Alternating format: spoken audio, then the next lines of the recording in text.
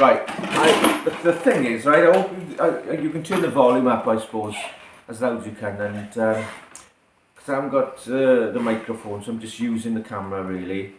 I'll try and raise my voice, so perhaps that'll help. So where was we? It says part 2. Part 2. Do you like being an artist?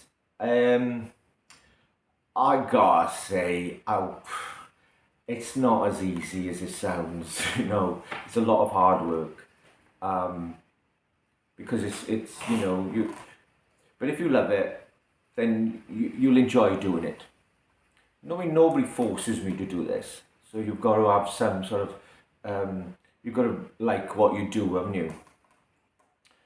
So yes, but it's also can be quite hard as well. It's got good ups, but it's got quite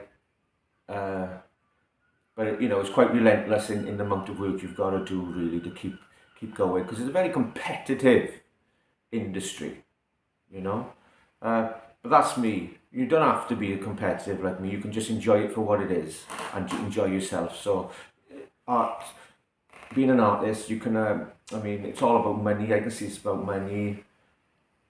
That entire area of artwork, when you see auction houses selling things for hundreds of millions of pounds in artist work and stuff, interests me. But then you can also go to a local exhibition and see very general work, but people who just enjoy it.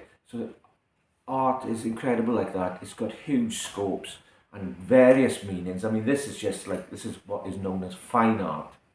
Basically, you can get away with murder. You can get away with doing whatever you want. But if I was to suggest to anybody what they should do in a career-wise option, I would not suggest doing what I'm doing. I'd say be more focused. So if you like art, there's architecture, there's digital, there's film, there's music, there's varied genres, but it's more focused. Anyway, right. Do you ever use clay? Good question. My kids, I try to make sure that my kids use clay when they went to school, and clay seems like a medium that's getting used less and less in comprehensive schools. Hopefully in your school you got access to a kiln and clay, and you can make your own pots, because I've got stuff hanging around this studio which I made when I was probably in comprehensive, and it's a good memory to have, because not just the memory, but working with clay is an important way of learning. That's my opinion. Brain to hands, and you can see something being made as you're thinking about it. And that's important, and I don't understand why comprehensive schools are getting rid of clay. Maybe it's just too expensive for them to use and they're going down this digital photography route. Fine, but clay is such an important component or way of learning art. So I suggest, if whoever wrote that question, you good for you. That's a good one. Why do you write on your artwork? I write on my artwork because it's what I think. It's what I like to do. I've usually got the radio on in the studio, and so in the radio you hear things coming through, news items, and over that I can use those words to write something out. Not exactly as I heard it, because I'm just using snippets.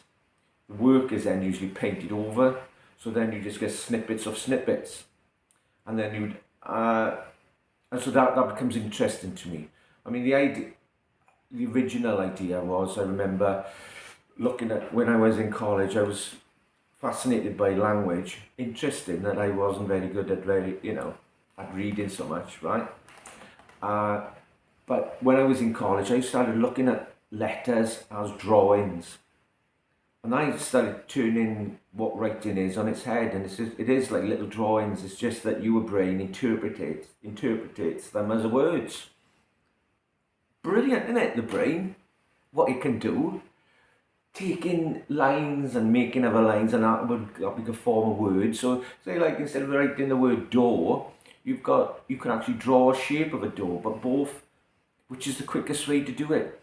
So language is probably one of the best things this society or civilization have ever made. You know, yeah, it's definitely better than painting. It is, because it's like, I think it originated from drawings and paintings. So if you look at like Egyptian stuff, hieroglyphics and that, their writing is basically pictures, isn't it? And I think that's how writing evolved. So basically it is writing, but it's also a drawing of some sort as well. So that's my appeal, I suppose. It's bred into me. What age did you start being an artist? Oh my God, early ages. I think probably like you are now. That was what I used to do in school all the time, was draw. I would also be drawing for other people. Pupils in the classroom would always say, "Can you draw this for me or draw that for me?" And if I had time, I would. And I used to love Christmas in school. In New Year, because it was a time of more drawing. You draw in your Christmas cards, you draw in posters, you draw in, so that was, for me, I've always drawn. And then as you get older, you sort of like, I think this trick is that you're at that brilliant age now where you love you love drawing, and art is exciting and that. But when you go to comprehensive, don't let them knock it out of you, okay? You might feel that, oh, I'm not very good at drawing. Look at them, they're doing Marvel characters, and they look much better than mine. No, you do you, right?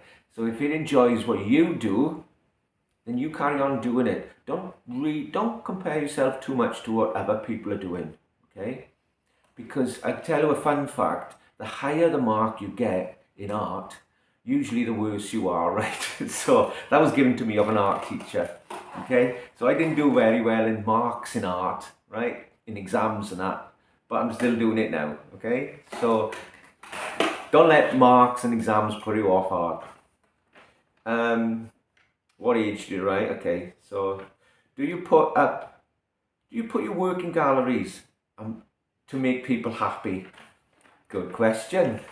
I guess I'm more inclined to put work in galleries to make people happy than it is to make them unhappy. But I also love cinema. So when I go to the cinema, and the first 5 minutes of any film is to capture your moment in it, to draw you in. So the first 5 minutes of any film will always be really exciting. And that's why my pictures are so large.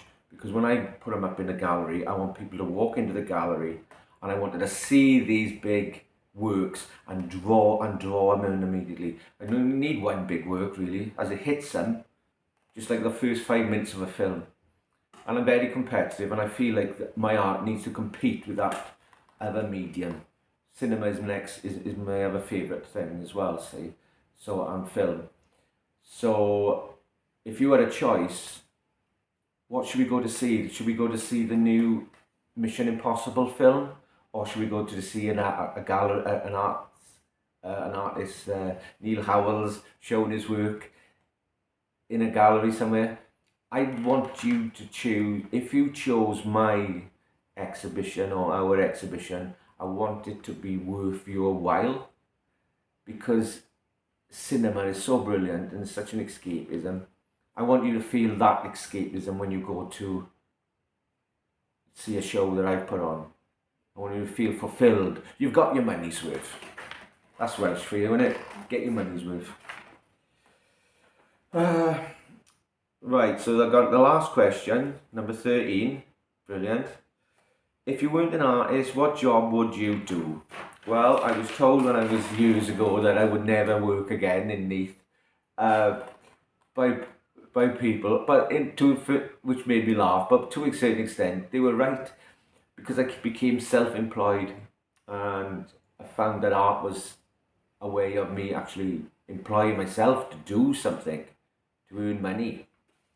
So if I wasn't doing that, what would I like to do? I mean, I would have loved to go into advertising. but I didn't know much about it. But I mean, that have always attracted me. You know, those billboards you see at the side as you drive in your dad's car, and you look at the window and you see a big billboard advertising some product. I love the way that would be there to sort of attract you to the product. So advertising is always good. It surrounds us everywhere, from like a wrapper of a chocolate bar to an advert. And I like that. So that is art in a way. There's an artist called Andy Warhol that perhaps you should look up, and he was very much into what they called pop art. Pop art is like an American phrase, I suppose. Popular culture. So he took those popular culture features like film and advertising and turned them into an art form. So Andy Warhol is probably a very good artist that you all need to have a little look at, and see, and yeah, and read a bit about him. Obviously, there's other artists like Picasso, and who else would I recommend? The one that one influenced me when I went back to college was a guy called Henry Moore. He was a British sculptor, and what intrigued me about Henry Moore is that if you look at his work, he would do a lot of very large work, and the titles would be a lot of the time mother and child and that, but they would only be like the I'm just thinking about it because there's a show on at the moment somewhere up in London. So his work would reflect certain aspects of the human figure, but enough to suggest that is what you was looking at. So I was fascinated by how he got from a human figure to that. And I think that's what still keeps me going today, really. How can I get from A to B? Slightly change it. Although a lot of people say it's all the same, right? But I know the slight differences. Right, well, I hope that helps you. And you get to enjoy art. And for next week, which I've heard you've all been painting in the in your classroom, all things regarding bits and bobs that you've been painting over. So yeah, so please feel free to send Beth some pictures. I'd love to see your examples of your work. It's not as if I would steal them, honest to God. But I would give you credit if I did ever use them, put it that way. Okay, well, thanks for listening. Enjoy. Bye bye.